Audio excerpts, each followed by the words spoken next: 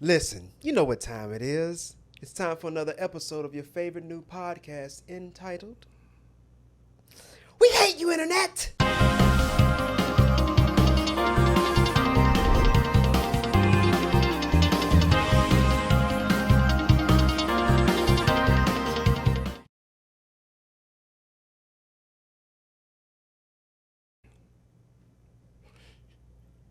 Can I say something By all means. that's it still is in your theme of why elected positions are important. Come on. So I go to my first board meeting, and I didn't know, I only met the search committee. I hadn't met the other board members. Mm-hmm. And I was the only one that looked like us in the room. Hmm. There was nobody that looked like us in the audience, security, nobody. And it was my first time in that room. That's a speck of salt and a plate full of... And so they were voting on a budget that was going to be a tax increase. And so they said, all in favor, raise your hand. And I didn't raise my hand. Mm-hmm. And rightly, they said, Mr. Bates, do you abstain? And that was fair for them to say that, because to get a budget, there's months of preparations and workshops and all kind of things that go on to build that budget, to get it to the place where you're able to vote on it. Mm-hmm. And because I had not participated in any of that, it was fair for them to say, do you abstain? And I said, no, I vote no. Hmm. And there was this hush that came across the room. So after it was over with, they said to me, they came up to Bates, if you don't understand the issues, please talk to us and we'll spend as much time. I said, hold it. Wait a minute, time out. I understand the issues. Where's that? And the issue I understand is that ACR Homes was in North Harris from the very beginning. And what I understand is that if they don't have a car, they can't attend no campus of North Harris, and no buses will go from ACR Home to any campus. And so until that's fixed, I'm going to always vote no.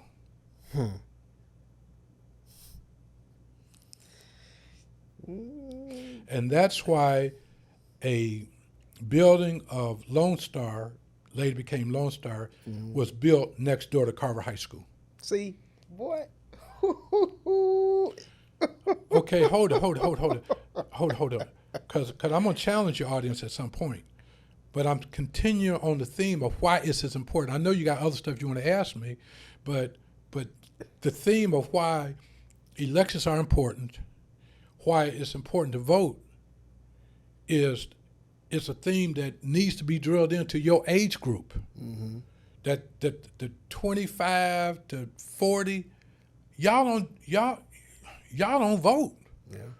Y'all percentages of the population that votes are lower than any other groups. Okay? It just is. You may be helping us a little bit today, though. I know it is. And so the group that votes the most is those groups that are my age, that came out of the 60s, that saw how important it is. I mean, when my boys were young, I would go voting and they couldn't even reach the keyboard, and I'll pick them up. And I say, now hit that button, and I hit that button. So my age group, we did that. Mm-hmm. Now, the importance of that building was that people in ACR Home could walk and get community college. But it was more important than that, because we started dual credit in Houston. Really? When I was on the board. Thank you for that. I actually got some dual credits. Well, a lot of people, and you're welcome. A lot. My son, Jonathan, He went to Carver High School, and he did enough dual credit that I didn't have to pay, I'd say, $10,000 on his last semester at LSU because he had enough hours to do it. Ooh. Okay. Do y'all hold on? Y'all see how those chains are linking together, boy? The it hit his topic pocket. is It came back to his pocket. why it's more important. But see, the reality is that I have been blessed. I could afford it. Yeah. But what about those who can't afford it? And so right now you're having kids all over, and not just Houston, who are graduating, I'll say Aldine right now. And I'm on stage, and I see the graduates come in, and I see graduates come in with a shawl on that says Lone Star College. Mm-hmm. I'm thinking they don't even know who I am. But they don't need to know who I am. Mm. Because these high school kids are graduating from Aldine on one day and Lone Star with a 2-year degree on the next day. Now, for those parents who don't have the money for college, we just they don't even have to go further, but if they want to, 4 years half done. And then they come out with us with a 2-year degree. That increases their chances to get scholarships for their 3rd and 4th year. That's why elections are important. Ooh, hey. Ooh, hey. All right, now listen. If you don't know, now you know. Boy, that's okay. I do have some more questions I want to ask you, but you done gave us some stuff, boy. I'm over here digesting right now. I'm chewing on this. I didn't come here to waste your time. You didn't do that at all, so I can guarantee you that. Or y'all time either. Oh, okay. Woo. Here we go. Okay. Political alignment. Is political alignment as important as people think it is? Now, I would get Trump. I don't know. I didn't do enough research to figure out how you. That's fair. That's the question. Yeah. Did you? Okay. Would you like me to reword it differently? No. I just wanted. I might have interrupted you. So, political alignment is important. Okay. I'm a Democrat. Okay. I've been president of Democratic clubs. I've served on the executive committee of the Texas Democratic Party. I'm a Democrat. Okay. But I think I'm a Democrat because my daddy was a Democrat. Okay. And I think that he is was Democrat because his dad was. Mm-hmm. Now that I become an adult, when I look at the parties, I would still be a Democrat because the Democratic Party's approach to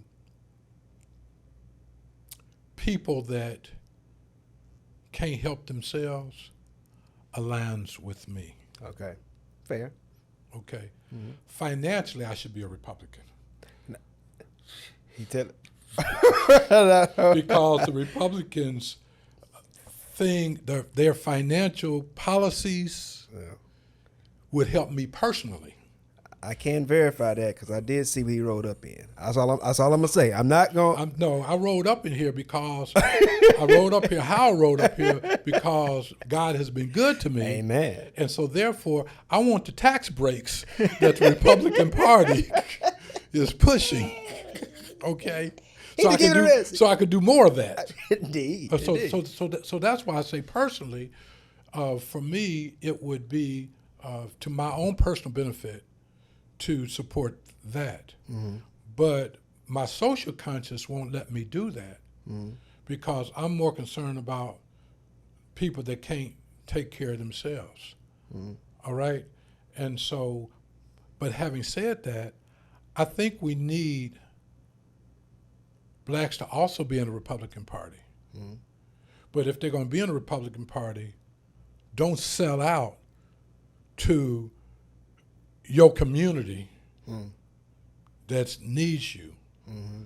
use that platform to try to help change some of the ideas in the party to do things that help our community. Mm-hmm.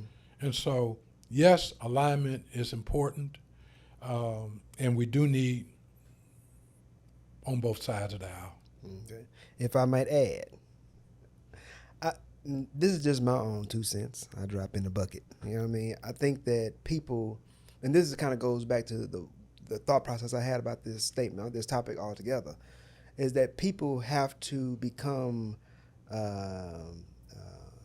informed and I want to say aware and present in their political participation. Okay. And what I mean by that is that you have to understand what the issues are and where you stand on those issues. You're going to have to educate yourself a little bit and find out where the candidates stand on those issues so that you know how you want to vote. Whether Republican, Democrat, Independent, whatever, like you need to be aware of what you stand for, and then you can go out and see what options are available or create an option, whether you want to talk about campaign contributions or, whatever the case may be, PACs, and we don't want to get all too deep all on that, but like you have to be aware of, and this is one of the things, like I said, this is what I really want to kind of talk about, really help to bring to light the understanding of being aware of what it is you want to see put in place in the community or society that you are a part of. Now, we here as Americans, we have a democratic process. For now. I'm sorry. No. I'm sorry. All right. I'm sorry. Go ahead. Stay tuned for part 2. We got part 2 coming. But you, like I said, it goes back to the point that you were making. Your vote does count. Your voice does matter, and you need to be able to find your political voice. It's interesting because, you know what I'm saying, as a Christian, a member of the church, right? It's an interesting, the scripture teaches us. I'm going somewhere with this. I know you can get down with this because you come from where I come from, so I know you get down with this. All right. The scriptures teach us that we are not to be as good soldiers, not to be entangled with the affairs of the world, and people take that scripture out of context. Mm-hmm. And they think that like you can't participate in society. You need to be just focused only on. But then you look at in the book of Acts when you talk about Paul when he used his citizens' rights as a Roman.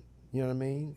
Right. Like just because you are a part of a country, of a nation. That nation has laws. As a citizen, you have an opportunity to take advantage of the laws of the land that you're in. It just is what it is. So there's nothing wrong with taking advantage of the political process that you have in your nation.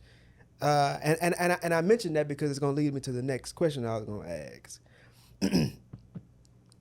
A lot of times people look at politics as just this dirty game. Like that's the way that it's looked at. It's dirty, underhanded, backroom. And I'm sure there's a fair share of that stuff going on. You know what I mean? But and this is the question that I would ask you. I know you're a man of faith. Mm-hmm. You know what I mean? And you have integrity in it. And this is much I know about you. Is there a such thing as a clean politician? Absolutely. But you know what, though? I wouldn't use the term clean politician. I wouldn't use the word politician. Okay. Now, you get that moniker when you run for office, mm-hmm. and it says, you're a politician. I prefer public service. I figured you were going to say that. I do. Indeed. And that is the essence of office, is really to be a servant. That's what it should be, but unfortunately, because I'm a man of faith, I do not rely upon a office or a position to take care of me and my family. Mm-hmm. So I don't rely on that. I rely on that. Amen. And because I rely on that, I'm not going to take no shortcuts. My integrity is very, very important to me, and I'm not going to lose that. I can tell you on multiple times people came to me with things, and I say no. Took you to the high point of the mountain. I said no. Said, no. showed you the kingdom of the world, all the glory thereof. I just told a guy 2-3 weeks ago, I don't want your money. And most people running for office will not say that. Most people running for office will not say, keep your money. In fact, in the last month, I said it twice. I said it twice. I said, I don't want your money. And so, yes, there are, and I know people who care about public service, and they're clean. And I'm defining clean like I believe you is they're not going to take anything on the back end. They're not going to take money with a promise that if you do this, I'm going to do this. For sale, For sale. We got people in jail because of those things right now. And so, no, I know people that have the most pure, I know elected officials who have the most purest heart that you want to know. And they're clean.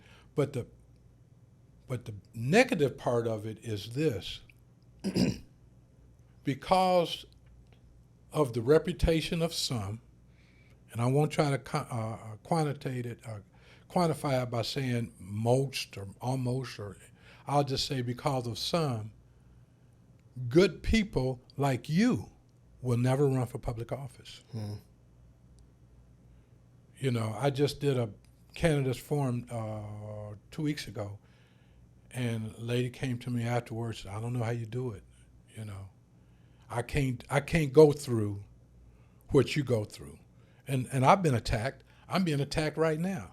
There's a whole infrastructure in place right this moment to make sure I lose, and I know that, and I know that they're saying negative, false things about me. I know that too. Smear campaign. You know, I know that. But it doesn't bother me. I mean, I'm aware as it go, but I know that most people, they're not built for that. Yeah. And so the negative part of it is so many people that could be involved in elected positions will never be, and society loses. That's something that's a question I've wanted to ask an elected official for quite some time, and I align it to business owners, business people.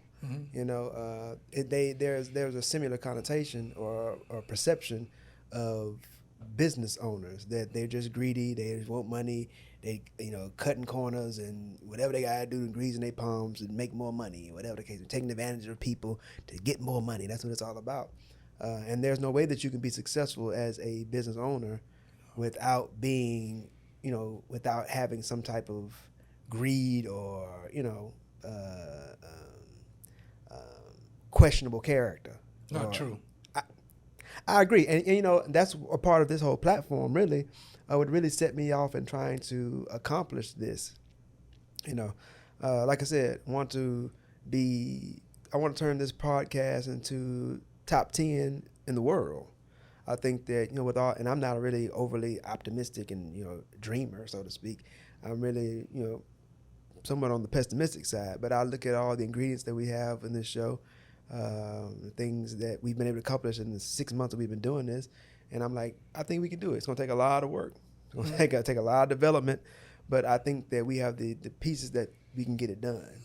Right. But one of the things that really drive me in all of this is to prove that you can be successful in your endeavors while maintaining your integrity, while still being a man or a woman who has some type of who has high character, high morals. You don't have to. And for me, it always comes down to I'll go as far as I can go. You know what I mean? And if ever I hit some door that says you can't go no further unless you're willing to do X, Y, and Z, then that's fine. I ain't got to go no further. I mean, every day as it is right now. You know what I mean? I'm good. Right now, my family not getting rained on. We eat every day. We happy. I don't need nothing more. I don't do this for like money right now anyway. You know what I mean? But at the end of the day, it's all about a pursuit for maximizing your potential, your ability, what you're capable of, and pursuing your vision and your dreams while maintaining your integrity and your character. You know what I mean? And that's what really motivates. It ain't the money that really motivates. That's the thing that motivates me. And leaving that example and that legacy for my children. Right. You know what I mean? So that I they can see it's not, you don't have to just go find a job somewhere. Like you can actually build something with your own hands, with your own ability, and still do it while maintaining integrity. You know what I mean? And not losing yourself in the process. So anyway, final question. Man, we ran through that time like, woo-wee, hot knife through butter. I enjoyed myself. I thoroughly enjoyed this conversation. You taught me a lot. I really appreciate it. When you said yes, you were going to come on the show, I was extremely excited because I knew it was going to be extreme value. I talked to the guys outside. I said, man, I got somebody coming that way. Y'all need to understand. Make sure y'all sweep this flow up. Get everything together. Man, What's your question? What's your question? Final question. And this is something I really want to start asking all of our guests, just in line with the platform. What is one thing that you think that we as human beings have lost due to the full integration of the internet into our lives? Oh, that's easy. The personal touch. The personal touch. We're communicating right now on a much higher level than these platforms you talk about. Why? Because I can look you in the eye and you can look me in the eye. Agreed. I can see your facial expressions. I can hear the inflection in your voice, you know. And that's, to me, one of the highest forms of communication. And so I could text something to you and you take it 100% wrong because you're just seeing words. But you don't see that I'm smiling, not just with my eyes, but I'm smiling with a full face smile. You don't get to see that. You don't hear the inflection in my voice when I say it. You see words. And so we've lost that as a result of progress. I like that word. But I want to say something too. I want to say something too. Okay. And I'm going to say this. I'm talking to you 25 to 40-year-olds. Your voice does matter. When you rose up, you elected the first black president of the United States of America. And then after that, you went to sleep. 2 of the Tennessee 3 are in their mid-20s. Okay? There is a 27-year-old, Mikela Levi, that has the courage to run for the Board of Trustees of Aldine Independent School District. She was born and raised in ACR Homes. She went to Drew. She went to Carver High School. She ended up going to Spelman College, got a degree in mathematics, did Delta Sigma Theta while she was there, came back in the community, and she is showing the courage to run against a 30-year member of the board that's 70 years old, and she needs help. What's her name again? Her name is Mikela Levi, Mikela Levi, Levi. Her telephone number is 281-813-8589. It's 281-813-8589. And she needs help. She don't know 20-something-year-olds that can write the checks, that she can buy the things that this lady can buy. Mm-hmm. She don't have that. But every time I see her, she have about 6 to 8 20-year-olds with her, and they're going through the church parking lots putting flyers on cars. Mm-hmm. And so she needs some help. So if you want to get back engaged, and whether you help her or not, you need to be engaged in the political system. I hope I demonstrated to you how important it is. But I got some low-hanging fruit for you with Miss Levi that's showing the courage. And let's be clear, it takes courage to run for political office, because if you lose, it's a public thing. Your name is at the bottom of the ticker taker during the late news. It's in the newspaper. You go to church, people looking at you all sad-eyed, not quite sure what to say to you. So it takes courage to do it. She's showing the courage. She deserves your support, and I hope you give it to her. If not, give it to somebody. Thank you so much, Rand, for your time, man, and just, man, blessing us with this so valuable information. I know you enjoyed it. That's going to be our time for today. We want to encourage you to take heed to the challenge that Randy has set out for you. We have a lot of people that listen between that age range, college age, or age range 25, 20, 21, 22 through 40, 45. And so, and he gave you some excellent fuel and to consider why you should take some action in this process. We want to ask that you take the opportunity, if you're watching, to go ahead and subscribe to the channel, hit the like button, and hit the notification bell, all that jazz. We really have some great and lofty goals, some great information that we want to share with the world, starting with you. And so we just ask that you support us in that endeavor. If you're listening on the audio side, we ask that you rate and review the show. All those things help us to continue to push this platform forward to reach the next human. So that's it for today. We want to leave you as we always do, asking that you stay safe, stay blessed, and please stay human.